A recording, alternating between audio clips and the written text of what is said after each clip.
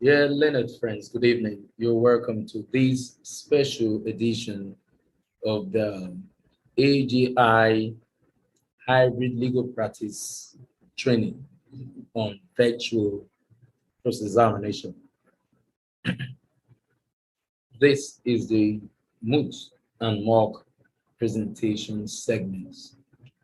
This particular segment is actually designed to upskill lawyers on virtual cross-examination.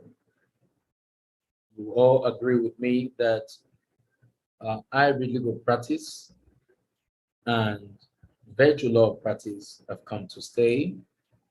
And as a matter of fact, it's important that we know the difference between both.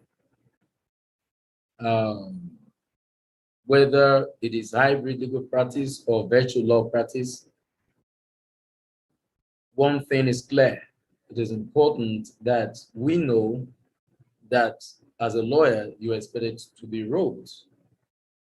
And that is exactly what you can see here if you are watching this particular segment. You can see that I'm very much robed. This is actually a presentation from my office.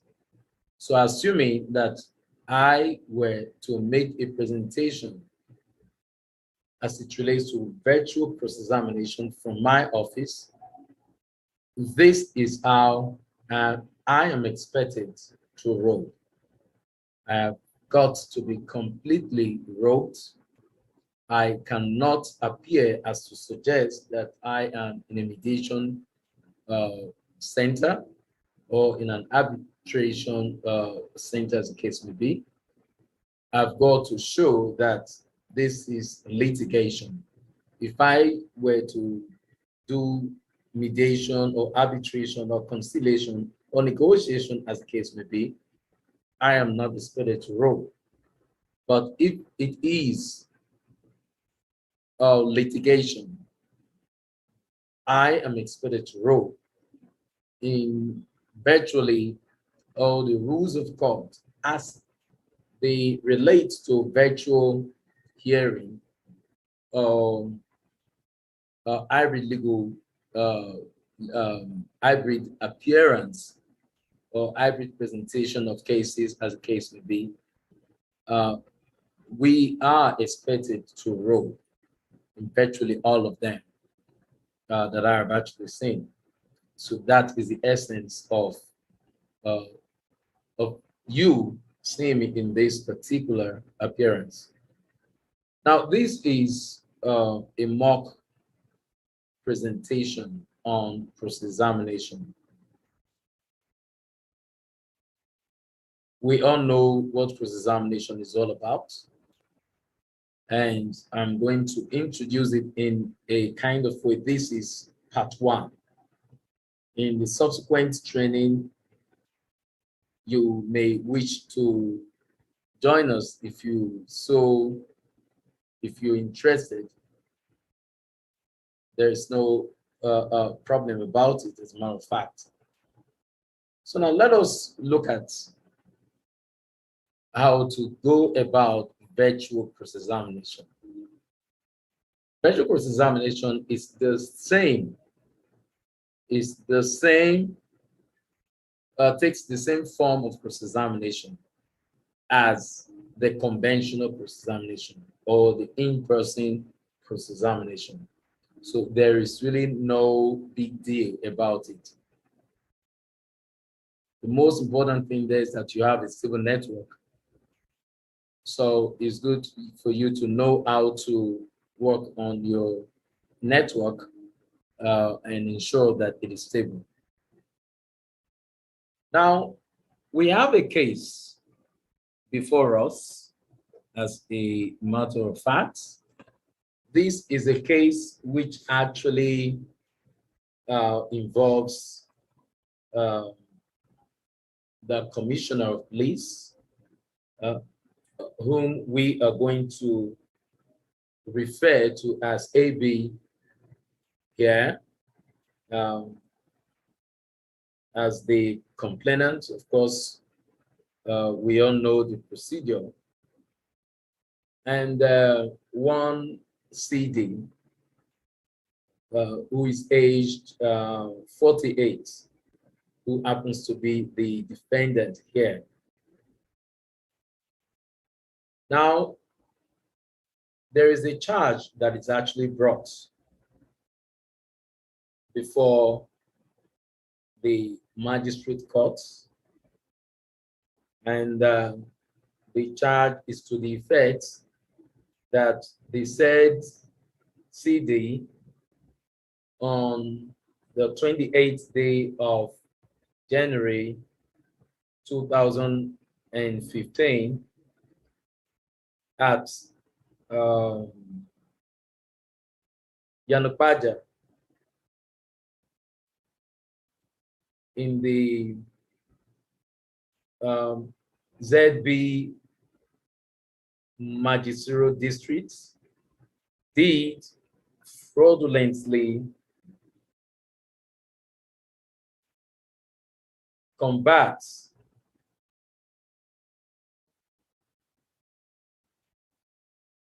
a machine known as computer AB to his own personal use, knowing fully well that the property belongs to one ZA, and of which he is now said to have committed an offense contrary to section 383 sub 1 and punishable under section 399 of the Criminal Code, Cap C 21, Volume 1, Laws of the IY States of Nigeria 2006.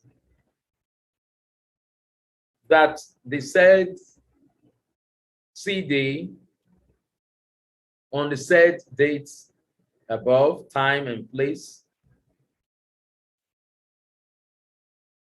in the aforementioned magisterial district did hire one BZ machine from one AI at a certain sum undisclosed per day for a period of 5 years in total, with a value sum of 5,028,000 naira,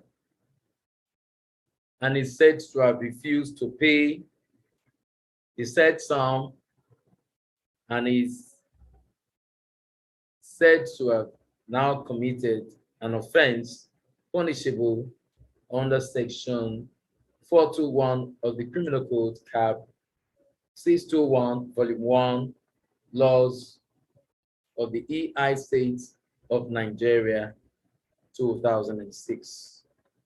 The charge, as a matter of fact, has been read to the defendants, and he pleaded not guilty.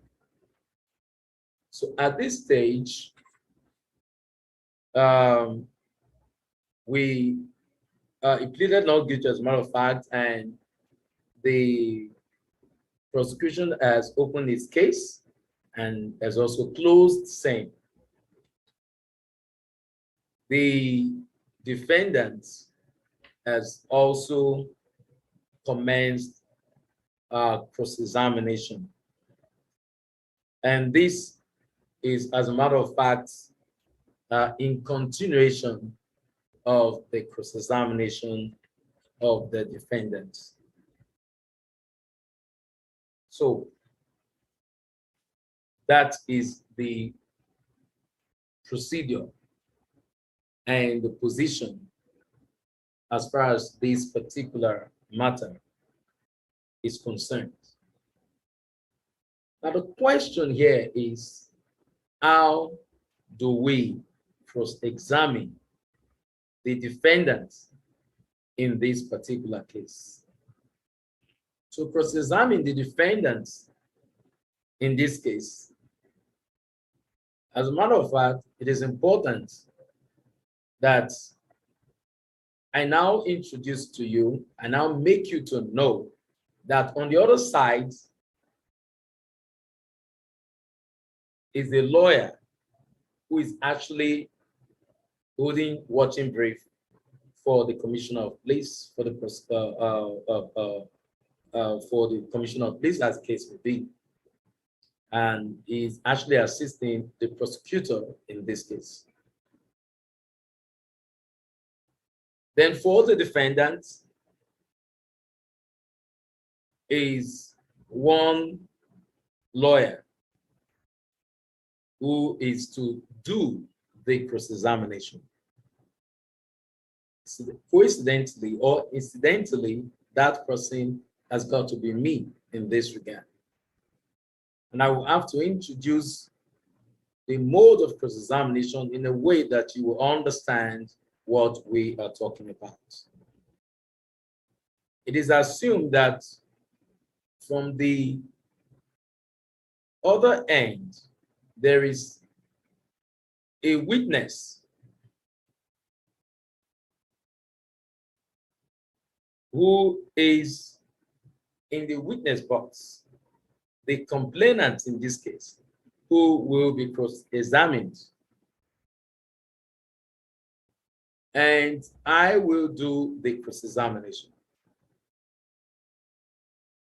But in this part of the training program, you will have the opportunity to see how I introduce it. Thereafter, maybe in subsequent programs, you will see someone who will act as the witness, the complainant in this case, who will be in a witness box while I will be cross-examining that person. So first of all, I can introduce my questions like this.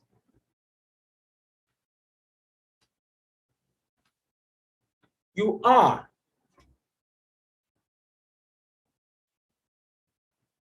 EY, is that correct?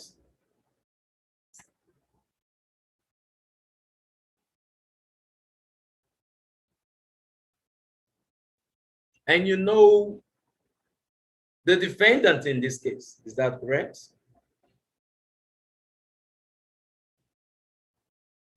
You will agree with me that the defendant in this particular case has been someone that you know for a very long time. Say yes. You've been friends. There's never been any time that you have had any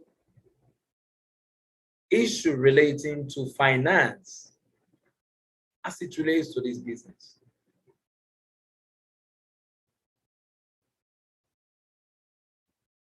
You also agree with me that the defendant here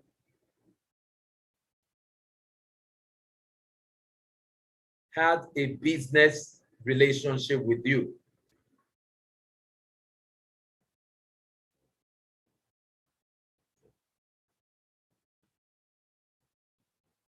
Dear learned friends, let me take a pause here. You observe something that I've actually done here. I'm talking normally. The network is clear. I decided to ask these three questions for you to understand what I mean by virtue cross-examination. I may decide to go further to ask more questions concerning this particular case. And I will ask the complainant, who is now a witness, standing in a witness box on the other side. I know you may not see him. But one question you need to ask here is, what kind of witness box? You know, I always say that there is a big difference between hybrid legal practice and virtual cross-examination, a virtual law practice. In other words, there is a big difference between representing a client in a hybrid court and representing a client in a virtual court. The difference is this: in a virtual court, the client, the party in question, the defendant, as the case may be, may be in the court or may not be in the court, or the person you are representing, the party in question. But if the party in question, your witness is expected to be cross-examined, of course, or is expected to be led in evidence, that witness has got to be in court, in the court physically. However, if you have made an application that your witness be cross-examined virtually, in this case, you will be in court physically, while your witness, as the case may be, we attend that particular proceeding virtually. That is to say, your witness will be cross-examined or may be led in evidence virtually, but you are in court. In this particular form, this is hybrid, but where you will have to have the proceedings conducted, the court will have to conduct the proceedings, virtually, in which case you will not be in court in person. The defendant will not be in court in person. The party on the other side, or the adverse party, will not be in court in person, or your own client will not be in court in person. The adverse party will not be in court in person. That is absolutely virtual in nature, very much different from the hybrid, which you have got to be in court in person, but your own client, the defendant or the claimant, as the case may be, will be making his or her own appearance virtually. In other words, you may have brought an application in that particular respect, and the court may have granted the application. Then that will give you a go-ahead concerning the appearance. So that is it. So I want to say here that virtual cross-examination is not a rocket science. I decided to get roped like this to teach it, because in the course of doing it, of course, it is assumed that on the other side, there is a witness, and I am actually cross-examining that particular witness. I ask some questions. I also introduce the charge in a way so that you can understand what we are talking about. Then I ask one or two questions relating to the charge. I can also go further to say, Mr. Isaac, in this transaction between you and the defendant, there is a document to show that you paid a certain sum of, that he paid you a certain sum of money. Is that correct? Say yes. Okay, you agree with me. Say yes, okay. You also agree with me that in this particular transaction, there is nowhere that the defendant actually told you that he was not going to give you back or return what he actually collected from you or hired from you for the purpose of the business. Is that correct? Say yes. Okay. You also agree with me that the money that it paid you was given to you properly documented. Is that correct? Say yes. I can see that you are more interested in your money. Is that correct? You're more interested in your money. Is that correct?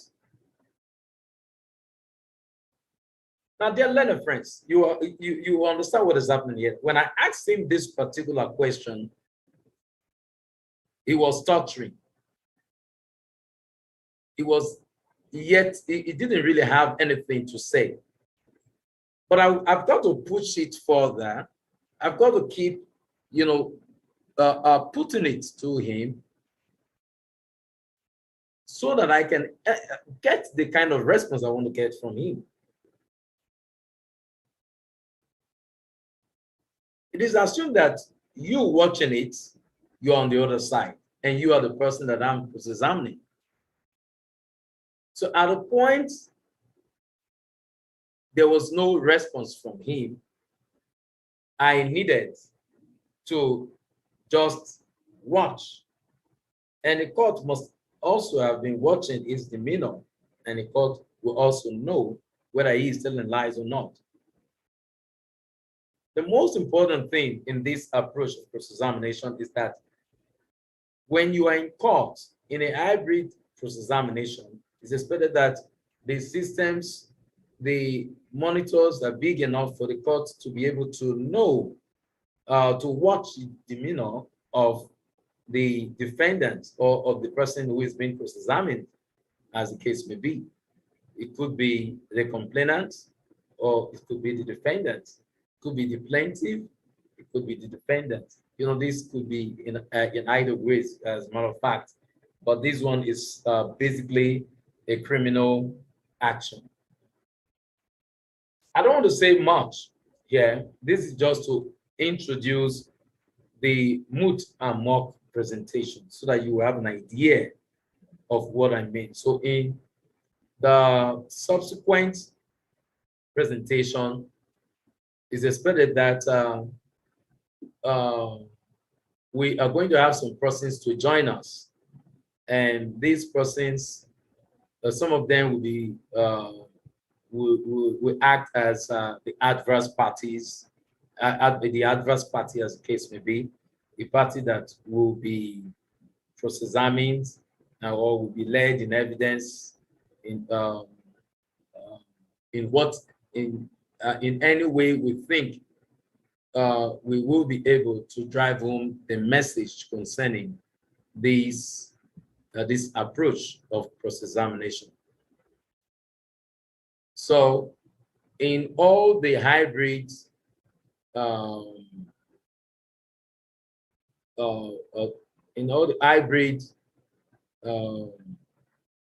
appearance-based training or the virtual appearance-based training, I have got to be wrote, and any other person that will appear with me as co-counsel, as the case may be, or any other lawyer that will appear on the other side has got to be wrote.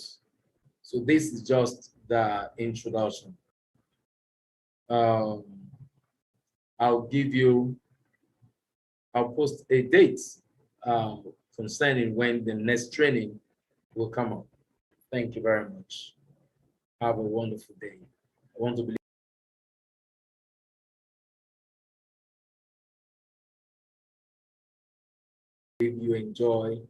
you did enjoy the introduction. In the subsequent training, you have the opportunity to see every other person, every other party or as well as the lawyers or counsel that will be representing the parties as far as um, the training is concerned, to enable us drive home the message that we ought to drive home. Thank you very much.